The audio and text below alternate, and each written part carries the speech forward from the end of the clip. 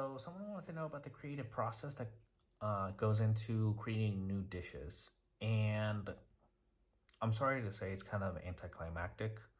I've tried different ways to find it to make it sound super appealing and sexy, and maybe I'm just not the guy to do that. So I'm just gonna tell you, like, this is how it is. And yeah, it is what it is, you know. So going back to the first chef that I had, super cool, is he would look up old recipes. Like, he'd look at old menus. Like, I remember one time he was looking at restaurants from San Francisco from like 1849. And then, he'd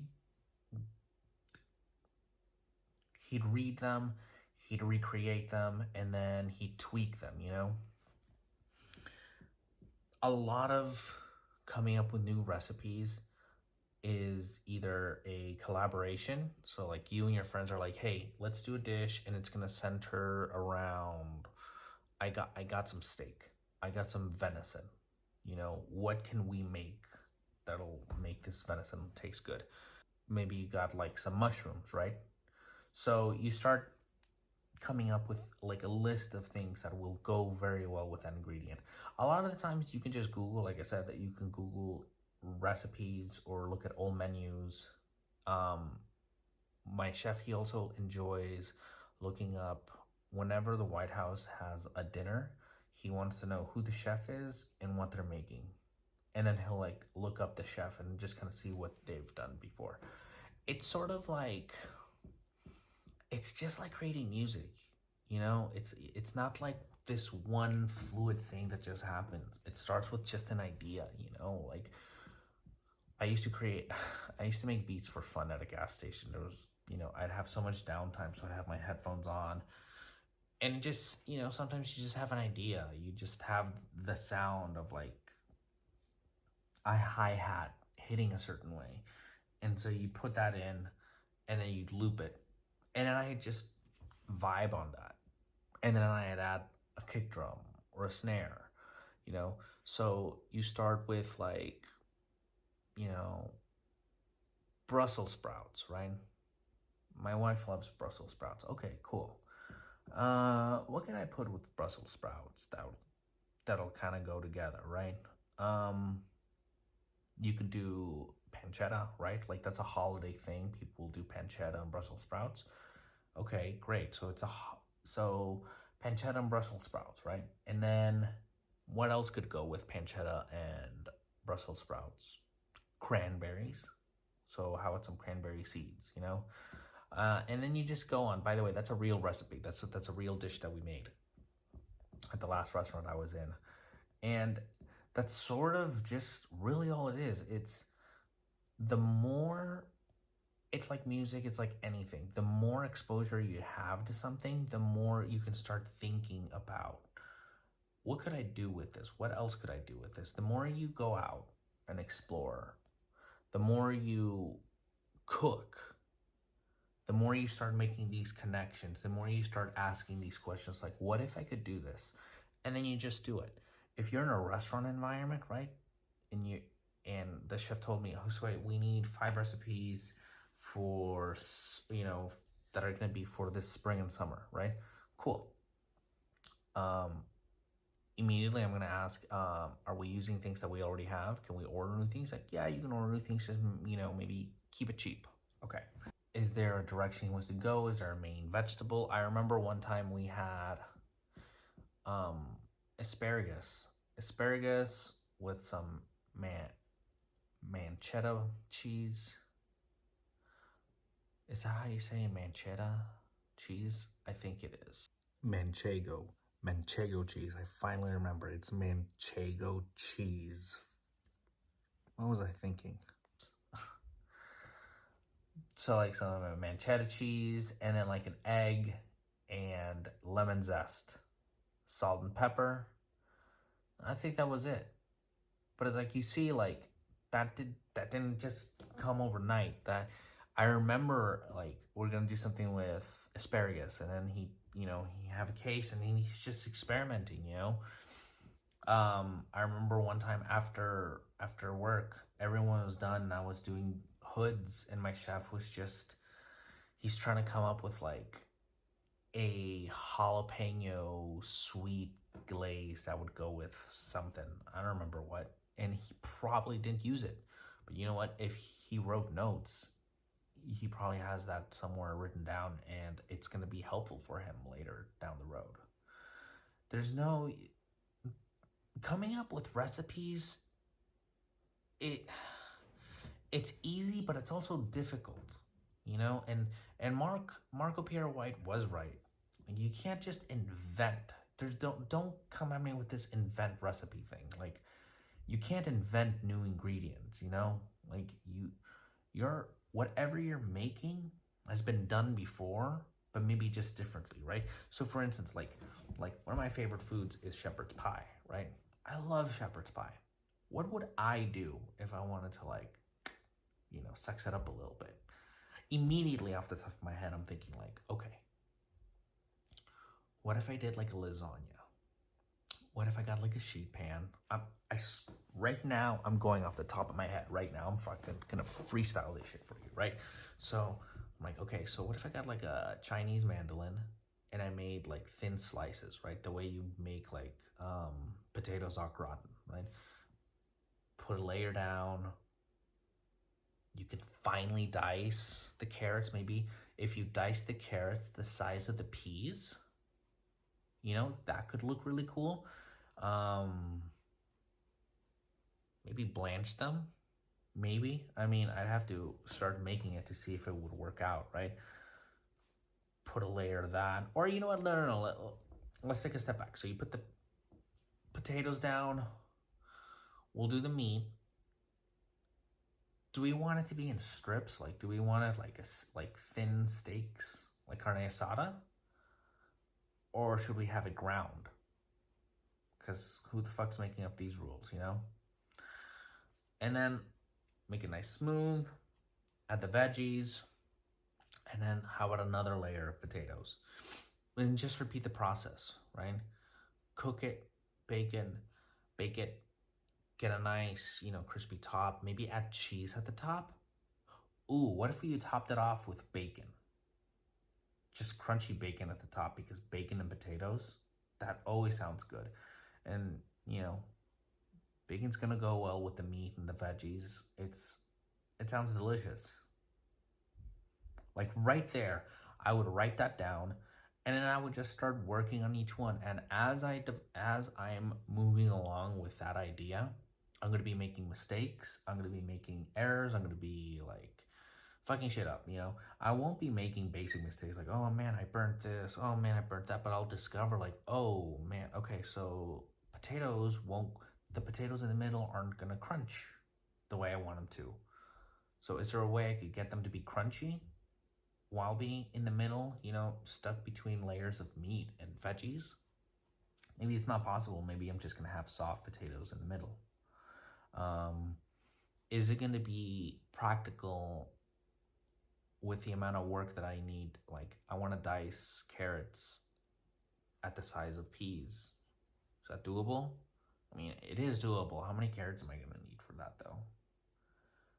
It's just that kind of shit, you know? It's just bouncing ideas. I remember one of the reasons I love cooking Thanksgiving so much is because I like to cook everything, right? Like, for me, Thanksgiving is the fun part because I'll look up, like, basically cranberry sauce recipes, how to cook a turkey, and I'll see the different ways, you know.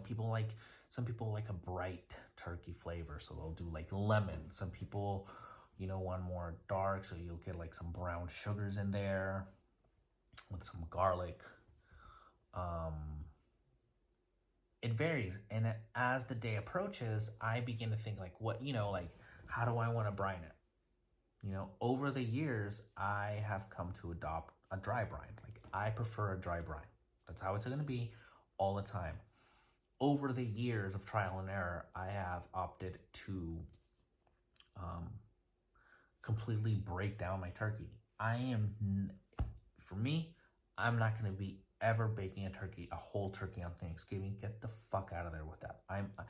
I'm just done with the whole like, oh my, the turkey's too dry, or I hate it. I hate it, you know? And then like you you serve it and people start cutting into it, and sometimes it's just like what, like you're carving it wrong, and or I just don't like the way you're doing it, and it's just, but if you break it down, guess what? You can take like the breast meat and you can cut that in half, and then you can slice that, so now people can have like a quarter of, you know, the breast. Someone can have the leg, someone could have thighs, someone can, there's, you know, wings, you could take those off and you can serve them like as a like appetizers. They're big, you could just break them and fry them, and how fucking cool is that, you know? And like, I think to me the seasoning of one of the great seasonings of Thanksgiving is sage. So now just imagine like some butter, garlic, and sage. I just made that up. Maybe it'll work, maybe it won't. But I think that like the nice herby kind of goes well with, you know, the smell of fall. You see what I'm doing right now? I'm just throwing ideas, but I won't know what sticks until I go do it. And that's the process of making recipes. It's very anticlimactic. You know, this is me just going off of past experiences. Can you imagine how many more recipes that I could come up with? I could start doing if I started writing down everything. If I went to work and everything that I make during prep, I wrote down in my book and then put it down in my master prep book. You know, imagine if I just started watching cooking shows. Um, Once you start to really pay attention, once you start to expose yourself, but actually doing it, you start to see food in many different ways. You start to understand that, you know, fish can be served in a multitude of ways. You know, like, you know, you can eat it raw. You know, you could cook it. You know, you could smoke it. I didn't know, like in my the place where I'm at now, we do lox, you know, we do salmon lox. But one other thing that we do, and it's so fucking cool, is we make pastrami salmon lox. And we essentially like take the spices that you would do to like coat a piece of meat for to make pastrami. We do that, but with the salmon, and then we use beet juice to give it that nice red, vibrant flavor. And it's just like, first off, when I try it, I'm like, oh my god, like it has that like nice, like if you've ever had pastrami, that like that crust of spices, it has that. The beet juice gives it this really vibrant. It reminds me of like an old Fender Sunburst Stratocaster. It just looks like that. It goes like from this light pink to this deep like purple red. It's beautiful, you know. And then you try it, and your brain is just like, what the fuck is going on? You get the fishy, the chewy, and all that, and yet you're getting all the pastrami flavor. It is incredible. It's so good, you know. But someone, maybe it wasn't my chef, maybe it was someone else, but someone sat down and started fucking around with fish like that. And they're like, hey, what if I did this? What if that's, you know, like, hey, let's make corned beef lox. Oh, that wouldn't work? Well, you don't know until you try. And maybe you try and it doesn't work, but that sparks another idea. Maybe it's like, hey, you know what? I think I'm onto something though. Hear me out. Anyways, like I said, I think I was overthinking this whole creative process thing, because it's not, it's complex in terms of like the amount of information that you can get, but it's not, because it's like you're about to go do a painting, and every bit of exposure that you have is just another color. I mean, I don't know about you, but I'm not gonna bitch about having like, you know, 4 shades of blue. That's fine, you know. And if I feel that I'm missing something, if I feel like, man, I know I got the poultry down, but what can I do with, you know, beef? What can I do? You know, the guy down the road sells. Actually, you know what? The guy down the road there's a butcher's and they have like buffalo. They have exotic meats. I gotta look up what they have. But they have exotic meats. Can you imagine just like buffalo? Okay, what do I think about buffalo? America, right? And I think, okay, so Native Americans used to hunt them. Okay, what did Native Americans eat? And then I just go on a deep dive there. And then I find some like Native American cuisine. And then I figure out what Native Americans were in my area and what they ate. And can I make something that's sort of like that? And then I make it. And then I'm like, okay, cool. Now, how would I make this into like, how do I modernize it, or how do I add my own twist to it? The creative process is fun, man. It's fun. You need to expose yourself more. That's the key. The more exposure you have, if you can't just watch the cooking shows, you gotta go eat the fucking food.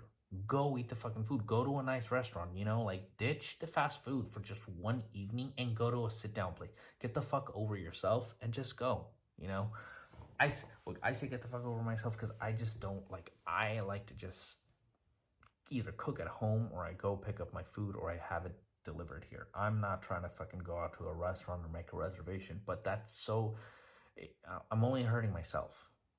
I'm limiting myself, just this, I can go on a tangent about how I'm limiting myself, but yeah, that's what it is, man. It's expose yourself to food. And by doing so, you'll understand food better. You'll know what goes together, what doesn't go together, and if there are buffers between the things that don't go together. You can learn. You can do this. And anyone can do this, man. It's just, are you willing to have one day where you just didn't create anything because everything just came out gross? That's fine. That was a day for just writing notes. Maybe the next day you'll take those notes and then you'll be like, okay, I think I got a better idea. Next day goes a little better. By the third, fourth day, here's my new recipe. This is how you do it, guys. This is how we're doing it. 5 p.m. We're going live. Let's do this. Have a great service, guys. Peace.